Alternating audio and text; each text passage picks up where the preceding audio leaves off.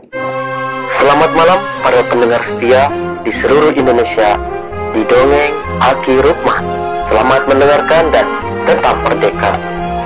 Assalamualaikum warahmatullahi wabarakatuh. Kawan-kawan sekalian di seluruh Indonesia, hari ini Aki berada di Kabupaten Serang, Provinsi Banten. Dan sekarang lokasinya adalah di ruangan kepala dinas. Nama kepala dinasnya Ibu Hajah Juk. Itu aja lah supaya mudah. Namanya panjang, gelarnya panjang. Tapi yang jelas profesi beliau asalnya adalah perawat. Sekarang menjadi kepala dinas. Assalamualaikum Bu Jo. Nah gini Bu Jo, kita ngobrol lagi ya. Pak Agus. Harusnya agak gundul sedikit. Tapi ini enggak ya. Agak ganteng sedikit. Agak ganteng. Kalau Aki ini agak itu gangguan telinga. Untuk seperti kita ketahui bahwa program kami itu dari dulu juga sudah daerah, tapi resmi lagi 1 Januari 2004. Kurang lebih sudah 19 tahun di otonomi daerah. Jangankan hanya programnya, kewenangannya, semua sarana prasarana dan petugas juga diserahkan waktu itu. Tapi kemudian pada saat berkembang, tentu saja ini adalah panitia pengarahnya atau pembinanya lebih gede. Namun semua perangkatnya sudah daerah. Nah sekarang ada juga dipindah ke pusat lagi KB-nya dan lain sebagainya. Nah ini menurut Ibu Cuk ini, bagaimana pola yang harusnya kita koordinasi antara pusat dengan daerah tentang program Bangga Kencana ini? Pertama, ya alhamdulillah untuk 2 tahun ini Kabupaten Serang kirim P3K ya. P3K dari provinsi dikerjakan di Kabupaten Serang. Bupati kami Ibu Ratu Tati Hasanah SMA MAK itu udah mendukung full untuk dinas KB. Tapi saya mohon kepada pusat juga sama harus banyak koordinasi dengan Bupati karena banyak kegiatan-kegiatan pusat yang melibatkan masyarakat Kabupaten Serang. Ya. Jadi hal-hal lain kayak anggaran segala di Kabupaten Serang ini betul-betul alami stunting kan dari PKKBN. Kabupaten Serang kerja keras. Ini tidak bisa dipegang satu dinas tapi beberapa kerja bareng. Ini kerja bareng dan tidak bisa disarankan ke beberapa. Jadi harus semua dan Ibu Bupati juga full mendukung full untuk ayo turunkan stunting dengan segera. Ya saya sih hanya ingin ada koordinasi ya antara pusat dengan Ibu Bupati supaya kerja kita enak dan dukungan-dukungan baik dari provinsi maupun dari pusat turun langsung dan kayaknya dari pusatnya belum ada isu aja Bupati. Kurang gitu ya. Tapi sebetulnya kan BKKBN pusat itu tidak usah yang dari Jakarta saja, tapi ada juga perwakilan yang ada di Banten. Nah, di Banten aja gitu kan gitu. Oke, terima kasih Bu. Kemudian Ibu sekarang dengan perangkat yang ada, ini tentang program KB unggulan bagaimana? Misalnya Ibu tadi kalau stunting sudah ya. Sekarang misalnya tentang kampung KB juga kan. Kampung KB itu kampung berkualitas ya. Di kita ini sudah ada 52 kampung KB. 52 kampung KB, alhamdulillah Pak, di situ udah ada isi dasarnya, udah ada apa sih, banyak hal yang semua kayak gini, P2WKS itu juga satu di kampung KB. Banyak program-program di Kabupaten Serang yang di desa itu kita maksudnya di kampung berkualitas. Karena pengertian berkualitas itu bukan kampung KB itu bukan kampung keluarga berencana, tapi kampung berkualitas. Isinya banyak dari beberapa program masuk ke situ. Yang penting di keluarga berkualitas itu di kampung KB itu berdasarkan Impres nomor 3 tahun 2022 ya, bahwa tugas utama kita adalah PPIK. Apa itu? Pemberdayaan penguatan institusi keluarga. Keluarga berkualitas ya. Gimana menurut Pak Agus? Siapa Pak? Keluarga berkualitas di Kabupaten Serang. Ya, Kampung KB ini kan dicanangkan di tahun 2016 ya kalau nggak salah.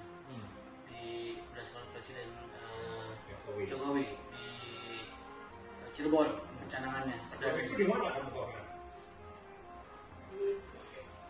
Di mana dulu Pak? Di Jawa Barat. Ya, terus Ya, akhirnya kami dengan sudah canangannya di pusat, tentu otomatis kami di daerah juga mencanangkan. Semula di awal kita hanya satu kampung KB, yaitu di Keadilan. Kampung KB satu tingkat di kabupaten. Menyusul kemudian di seluruh kecamatan kita buat kampung KB. Dan akhirnya sampai sekarang di tahap yang ketiga itu kita punya 52 kampung KB. apa sih yang paling utama harus dilihat dari kampung KB itu apanya? Saya kira kemandirian dan koordinasi antar lintas sektoral. Karena selama ini memang kelemahan kami di kampung KB itu bagaimana ego sektoral itu masih terasa. Merasa sektor-sektor yang lain memaknai kampung KB itu hanya sebagai dalam perspektif yang sempit. Memaknai kampung KB hanya kampung keluarga berencana. Di awal kami pendirikan.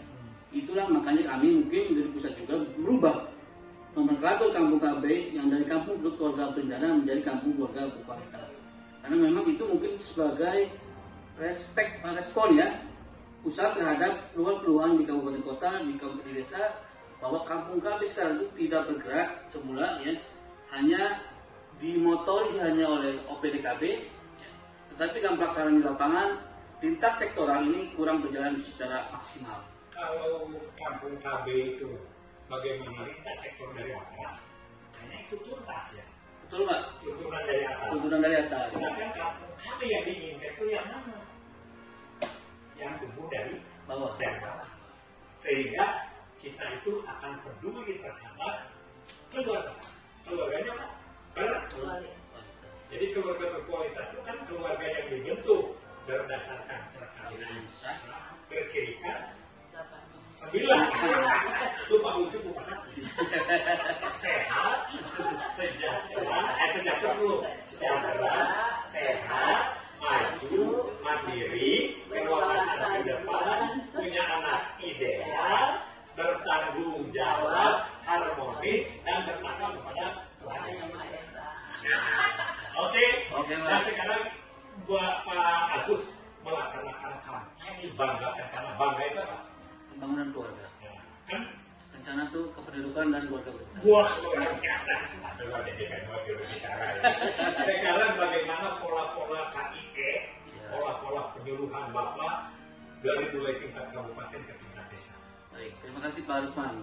Kebetulan saya masuk ke Dinas KB ini tahun 2011. Enggak boleh. Enggak boleh masuk kebetulan. Bukan kebetulan. Diterima sebagai penyuluh KB 2011. Oh, gini ceritanya. Hidup di dunia ini nggak ada yang kebetulan. Sama semuanya direncanakan oleh Allah Subhanahu wa Ta'ala. Oke ya? Oke. Terus di 2011 kami langsung ditempatkan di sebagai penyuluh KB. Artinya apa? Kami sudah mengalami ya program-program yang sudah disampaikan dari pusat sampai ke tingkat kecamatan dan desa. Dari 2011 sampai 2018 saya kebetulan di lapangan Pak. Sebagai penyuluh KB, sebagai ditakdirkan di lapangan. Sudah kebiasaan kebetulan. Sebagai penyuluh KB Pak. 2019 saya masuk ke dinas. Karena apa? Karena menyesuaikan dengan SOPK yang baru. Karena sesuai Permendagri UPT kita dihapuskan. Betul Pak. Tapi kami dihapuskan Pak. Dan kabupaten saya dihapuskan karena ikut instruksi daripada Mendagri. Oh gitu. Kita taat Pak. Nurut aja. Kepentingan daerah biar aja. Iya oke. Langsung saya ditunjuk menjadi kasih advokasi dan GIE. Wih, jubir. Dari tahun 2019 saya jadi kasih advokasi dan GIE sampai saat ini. Oh gitu. Advokasinya ke siapa? Advokasi kita lakukan beberapa lintas Pak. Mungkin kalau saya di lintas sektoralnya di kabupaten, pertama-tama saya lakukan waktu itu adalah advokasi ke Kementerian Agama. Advokasi itu apa ya? Advokasi itu adalah meyakinkan, mengajak, terus terus sehingga merayu sampai ke membunuh bila perlu. Ya kan?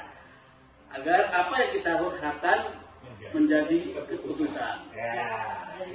Jadi hasilnya apa? Hasilnya itu SK begitu ya. Dukungan, anggaran. Oh, segala macam advokasi. Itu advokasi undang-undang. Yang kedua adalah KIE. KIE memang waktu itu kami nanti dulu tadi ke Kementerian Agama hasilnya apa? Hasilnya dukungan kami di tingkat KUA, Pak. Oh, KUA. Di tingkat KUA. Supaya apa? Dari tingkat Kementerian Agama Kabupaten Serang ya, menekankan kepada KUA di tingkat kecamatan kerjasama dalam hal penyuluhan calon pengantin. Sip, Satin Pak. Waktu itu memang sebelum Perpres 2001 kami juga sudah bergerak. Di 2019 sudah bergerak, Pak. Satin kan tahun berapa mulainya? Aduh, saya mulai itu ya. Iya, Saya lahir, Pak. jadi sejak tahun 71 program kita itu ada 3. 1 penasihatan perkawinan, 2 pengobatan kemandulan, dan 3 penjarahan kehamilan. Saya punya komitmen memegang kepada dinas mengajak masyarakat, menyadarkan masyarakat, memberi pemahaman kepada masyarakat. Ayo yang belum KB yang mau menikah usianya harus di angka 21 tahun supaya mental dan segalanya siap. Terus jadi keluarga itu harus betul-betul siap segalanya, tidak asal berkeluarga, karena kalau berkeluarga itu harus berkualitas. Ya, ingat ya, dewasa untuk pubertas dengan dewasa untuk kawin beda. Kalau dewasa pubertas itu adalah menstruasi, mimpi basah, ini apa, bulu-bulu terjadi, godok laki, itu mah dewasa untuk pubertas dan itu syarat-syarat untuk masuk ke ibadah. Tapi kalau kawin mah dewasa emosional, dewasa seksual, dewasa emosional, dan dewasa sosial. Itu bangga. Terima kasih Bojol. Anda biar sebagai lebih bagus. Statement tentang KIE mau digimanakan? Iya, memang kita menekankan kepada tenaga-tenaga di lapangan, IMP dan segala macam itu, bagaimana membuat kreativitas dalam penyampaian program bakal rencananya. Jadi KIE yang kreatif. Dan itu saya pelopori, Pak. Saya punya inovasi namanya Silaki. Siaran langsung KIE. Bukan si perempuan. Bukan si perempuan. Ini tercetus saat COVID, Pak. Oh iya. Silaki ini, karena kita tidak bisa langsung memberikan penyuluhan kepada sasaran, karena kita dibatasi oleh aturan-aturan. Oleh karena itu kami membuat terobosan yang namanya siaran langsung KIE. Jadi walaupun kita dibatasi oleh ruang, tapi kita bisa masuk ke sana dan melalui siaran langsung melalui media sosial. Masuk ke kamar ya? Ya, mendengarkannya di radio, di kamar. Dia pegang HP, buka Facebook, buka Instagram, nonton TV, atau nonton TV, langsung kamar. Jadi begitu.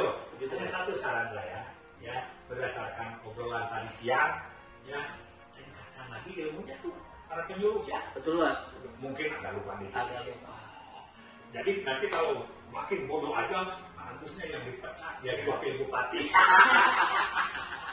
Demikian kawan-kawan sekalian, terima kasih. Ini dari 2 tokoh, satu dari Ibu Kepala Dinas, Ibu Cuk, dan satu lagi dari seorang provokator, yaitu Kepala Seksi Advokasi dan KIE atau Subur sekarang namanya ya, yaitu Bapak Abu siapa? Omaini.